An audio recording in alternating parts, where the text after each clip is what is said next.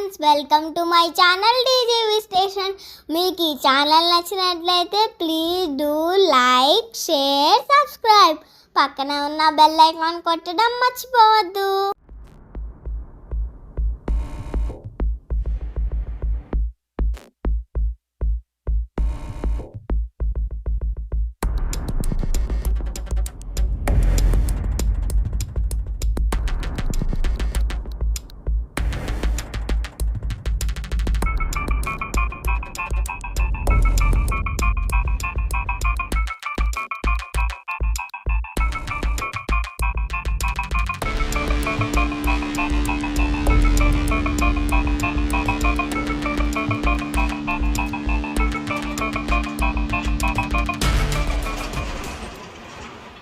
Cessna 182. So the other one's got a Hyper Archer, which is a low wing. Okay. So we've got two different types.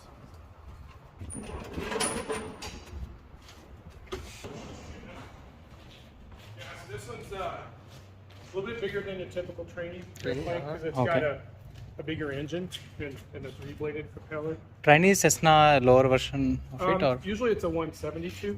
This is a 182. So This is Cessna 182. yeah, so it's got a bigger engine. But it's still, the students who This side with the Honeywell engine? I don't know, that's my homie. Oh, okay.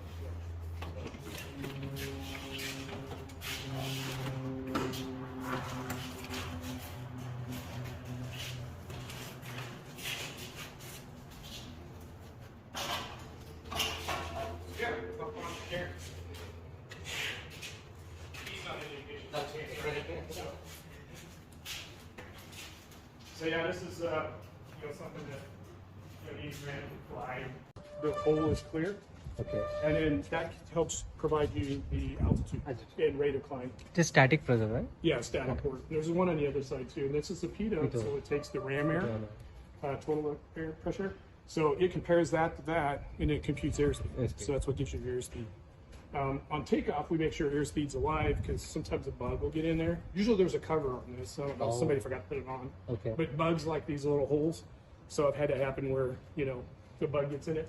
Okay. But because it's the wing disrupts airflow to create lift, then they make the pitot probe away from. So you see on the front of these airliners, they have these usually more than one pitot probes. These little airplanes are just one. So stall wing. So what happens is an airplane stalls. You can put that lever up. It'll tell this pilot. that it's Okay. on. Yeah. So the airflow gets disrupted during the stall, and you hear that, then you need to push the nose down. Yeah. Fuel tank vent. So when the fuel comes out of the tank, air needs to go in. Okay. So you want to make sure that's clear. This. These are fuel drains. There's a bunch of them. So if you lived in a climate with a lot of rain or the airplane's outside, we'll actually drain. Water's heavier than gas, Okay. so it goes to low points. So we'll check to make sure there's no water in the No fuel water. tanks. So there are some checks underneath too. Oh. And we check the leading edge, make sure there's no damages. If somebody damaging it, the lights are clear. Once for landing, once for taxi. Then we have the strobe light, and then you also have the navigation. So this one would be red, and the other side would be green for navigation. Okay. And then these are static wicks. Uh-huh. Usually if you fly through rain, it generates static electricity, and it can interfere with the radios. Oh. So they use these to dissipate that static electricity. Like a earth kind of. Yeah. And then aileron, we check, make sure all the hinge pins are in place. So everything's secure. There's nothing loose Okay. on the flight controls. Flaps. If we're going out a real flight, we lower the flaps and check the tracks. Check the flaps. Make sure it's coming down, it's not binding, or they're both connected to a tube. Uh-huh. So it shouldn't be a case of one coming down and one not coming down. But we still check it. Just check that it's secure. But we keep like supplies and stuff. Or if you were going to spend the night, you could put some luggage or something back there too. It's got kind of more room than you think. You can fit a lot in there. Yeah. How much weight it can carry? This one has maximum weight's 3,100 pounds for takeoff, and it depends on the empty weight. But usually it's close to about 1,000 pounds with fuel and people. So there's a Preflight has a weight and balance thing. You can just plug in the weight for the passengers. It'll plot on a chart. Because what happens is you burn fuel for the flight. So the airplane's weight and the position of the fuel weight changes. So you can plot. Okay, I'm going to go a 3-hour flight.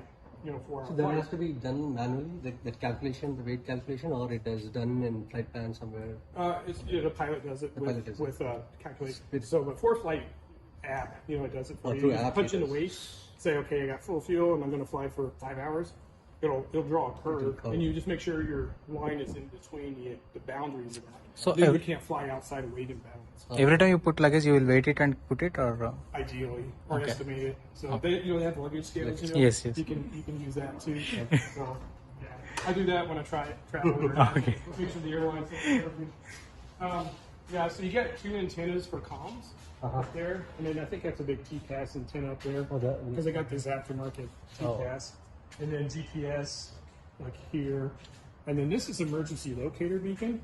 So you stick it in the back of the plane, kind of like the black boxes they do, and this will send out a distress signal if there's a crash. And it senses with a lot of G forces, and there's usually a switch in the cockpit. You can turn it on manually too. So if you have an incident but it wasn't that bad, and you think you're out in the desert, kick that thing on because it's a long walk home. So these are your friend registration number. This is a tail number. So, and if you track it through ADSB or Preflight or FlightAware or Flight Radar 24, that's how. Okay. So, yeah. So basically, close the elevator. You can see in the side there. Goes forward and back. In flight, it only moves a little bit. You don't need to move a lot. But when it flies slow, then you do need to move it more. So that's just be careful. Yeah. And a rudder, of course. And then we have VOR indicators, for like iOS. These antennas are typically up here. And we have a little tail light. It's white on the back of the airplane, so we're flying at night. Hey, want some water? oh, Somebody stopped it. thank you. Thank you Yeah. so much. I got one in my car. Okay. Trim tab, so that little lever inside, this will actually move. So you can see it's kind of angled up, so it'll actually push this down. So that way you're flying along at different speeds, you trim for your speed. So you can change that wheel and then you can let go of the flight controls. Okay. So that's what that's for. So when I come out to fly this, Is a checklist? no, this is just like who flew it last, and if there's any concerns, like Rod Kinnan, that's a Honeywell director. He's in our club. He flew it 1.4 hours. He went up to Payson for breakfast. So he'll log the time. Did I add oil? It's just kind of.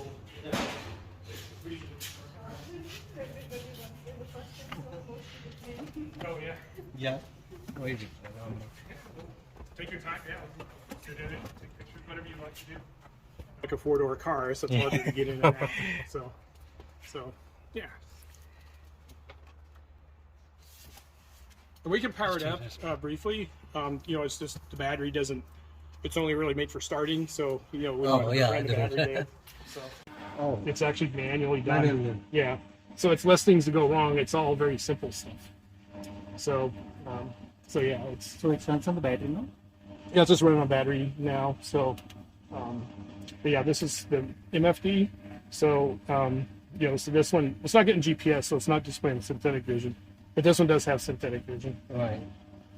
And it can get traffic and other things too.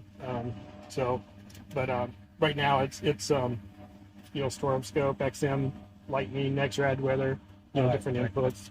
So it's a good system for a small plane. So for what it is. So, but yeah, it's So the displays is also a Honeywell product, right? This or it is Garmin's. yeah, this is all Garmin. These are all Garmin's. Yeah, this is a Honeywell autopilot though, the Bendix King. So it's kind of legacy, autopilot that we have. Yeah. So, but it's not a sophisticated one. The Civil Air Patrol plane I fly on the other side has a Garmin GFC 700, so it has extra buttons here, and then it's actually a pretty sophisticated autopilot. So it works pretty good. So over on the left, you have your power switches for your battery and your avionics. Okay. Then you have switches for the lights. If you want to flip the strobe light on, flip the switch up. Go ahead. You can see on the wingtips, the strobe lights flash. Both wingtips out there. Yes, yes. So that's for night flights and things like that. Then you can control your lights. And then the ignition key, to start the engine, and then the dimmer switches to turn things brighter and dim, things like that. And these are standby instruments. So these are the analog instruments that this other airplane has. So instead of a glass cockpit, it has these analog instruments. Yeah, but these are backups. So if all So this these are fails, all meant only for VFR, right? oh, you can do IFR VFR too. also. Yeah. But if everything here fails, then you have these at least for backup. Yeah, so you don't crash. So, yeah. And usually you plug in your headset, and then but it does have a microphone as a backup. Okay. 2 fuel tanks, 1 in each wing, but it can feed off both, so we just leave it in the middle typically. Okay. So trim wheels, trim it up or down for trim, so you don't have to sit there and hold it. Yeah. So, and there's some trim here too for pitch. So, yeah, so it's pretty simple airplane. Got a GoPro mount here, so I'm gonna have to get my GoPro in this thing. Okay. My new one. So, How frequently you're traveling? travel. I mean flight. Well, as I was talking to my buddy Paul, we're probably not going to fly too much right now because it's hot. Oh, yeah. But try to go at least once a month.